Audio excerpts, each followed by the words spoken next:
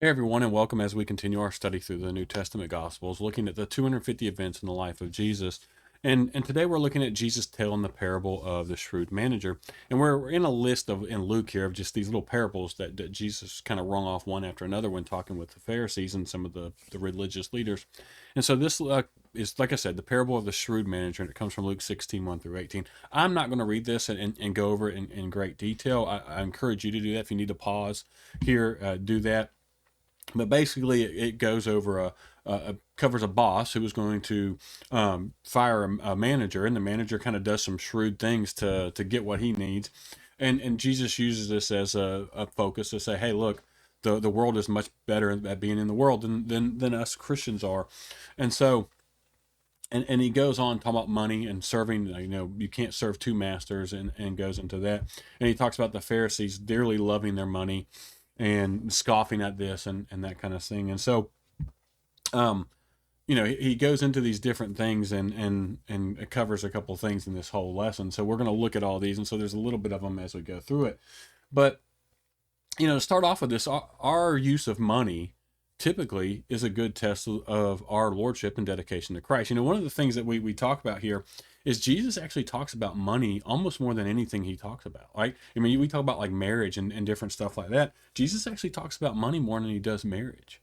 And so we see that money is a very powerful thing. We have to admit that money is a very powerful thing in this world. To deny that would be to really not being realization of what's really going on. And so, but the thing we have to realize is that money belongs to God, not us. Right. And so we need to make sure that we are using our resources wisely. Money can be used for good. It's very powerful. And that's the thing, and being powerful is not bad. Right. So it can be used for good or it can be used for evil. We need to ensure that we're using ours for good. Money has a lot of power. Right. And so we need to make sure that we use it very carefully, very, very thoughtfully.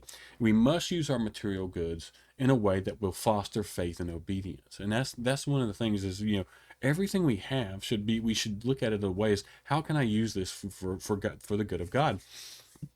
And we need to make sure we make wise use of the financial opportunities that we do have, and not to try to earn heaven, but to help people find Christ. And that's the problem I think we see a lot of times here lately is people think, well, I can just give all this money to the church and I'm good, right? Now, again, there's nothing wrong with we should give to the church. We should give, right? That's a whole nother topic we'll get into another day.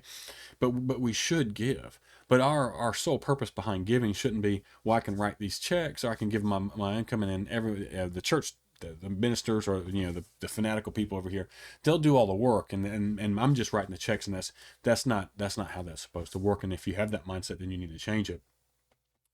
So we need to be using our money to help those in need, to help others find Christ, and that way our earthly investment will benefit. It will have an eternal benefit. So we should be trying to find ways to use what we've been blessed with to bring others. When we obey God's will, right, the unselfish use of possessions will follow. And that's where we got to make sure we're not worried about our possessions and our wealth, and focus on that. Our integrity is often put on the line when it comes to money matters. I mean, that's 100% true. And so God calls us to be honest, even in small details we could easily ignore, and with our finances and stuff like that. And it's an easy thing to do, right? Because the Pharisees loved money. And so he's using this as an example. They took exception to this teaching of Jesus around when he's talking about money. And so, we kind of live in that same age, right? We live in an age that measures people's worth by about by the amount of money they make, right? We look at influencers, right? I mean, the big thing right now is in social media and the social networks is influencers, right? And what do these people do who are trying to show influence, right? They try to show the best cars and the best watches and the best money and the best sunglasses, the best hats, all the best clothing, the best, biggest houses. And that's how we measure people by. And we should not be measuring people by how much money they make or how much money they have. And so we need to make sure that we don't scoff at, Jesus' warning about serving money. A lot of us serve money. We do. We are obsessed with having money. And we need to make sure we're not trying to explain that away or make excuses. I've seen so many people make excuses, especially rich people make excuses for the way they do what they do with their money. And and again, there's nothing. I don't have anything against someone being rich. I mean, if you really look in the scheme of things, most of us in America would be considered richer than most of the world. So it's just, well, how rich are you on that scale, right? And so, I'm not in it, but what are you doing with that wealth? What are you doing with that God has blessed you with? And so we need to make sure that we don't try to do that. And so, unless we take Jesus' statement seriously, we may be acting like Pharisees ourselves, right? John the Baptist's ministry was the dividing line, right, between the Old Testament and the New Testament that we see here. With the arrival of Jesus came the realization of his hopes and all that. So when he's teaching this, when he kind of flips into all this, and so he's not, a lot of people think that, well, he's developed this new system, right? And it's not a new system. It's a basically a grouping of the old. And so the same God who worked through God, Moses was working through Jesus.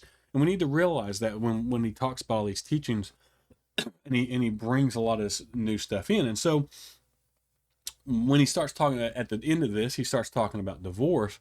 And most religious leaders in that day permitted a man to divorce his wife for nearly any reason, right? And Jesus' teaching went beyond what Moses had given, right? The instructions that Moses gave, because Jesus and God didn't want anyone to ever get a divorce, right? And not to say it can't happen, but his teaching was, we need to make sure that this is a serious thing and that we just don't willy-nilly just give out as many divorce certificates as we want to. And so what Jesus is saying here, he's come up with a stricter, right, than a stricter argument than the current school of thoughts, right, and it really shocked the hearers, and it should shock readers today, really, because we live in the same environment. But Jesus was saying in no uncertain terms that marriage is a lifetime commitment. It's supposed to be a lifetime commitment. But to leave your spouse for another person, right, may have been legal at this, but adult is still adultery in God's eyes. And we've kind of talked about this divorce and adultery type thing, and I'm not going to get into the deep part of it here. But we need to remember that God intended marriage to be a permanent commitment. Now, there are reasons for divorce. I'm not going to go into all those, but I'm also not going to be like one of those things where if you get married, you have to stay married no matter what for the rest of your life, and you can't remarry if you do get divorced and all that stuff. There's a lot of teachings around that are false, or people are misinterpreting the Bible when they they read that.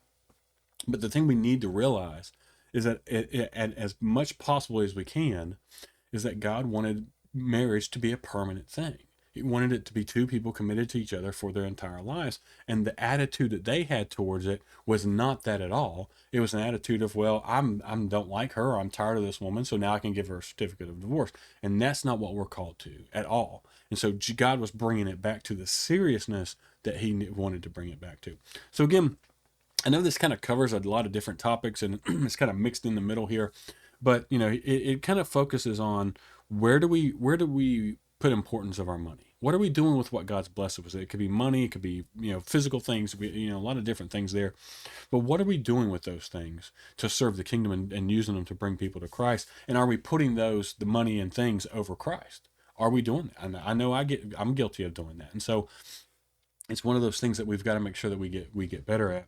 And so just encourage you there. And then the thing around divorce, again, is something we need to pay attention to, especially in our current environment. Right? Our current environment is, hey, let's give this a shot. If it doesn't work out, we'll get divorced. And that's not what marriage was intended to be. That's not what marriage was intended to be. And so we need to make sure that we take it in the seriousness that God takes it in, that Jesus takes it in. As always, I appreciate everyone for watching. If you haven't subscribed to our channel, please go ahead and do so. We're going to try to continue to produce videos like this. And as always, I appreciate everyone for watching.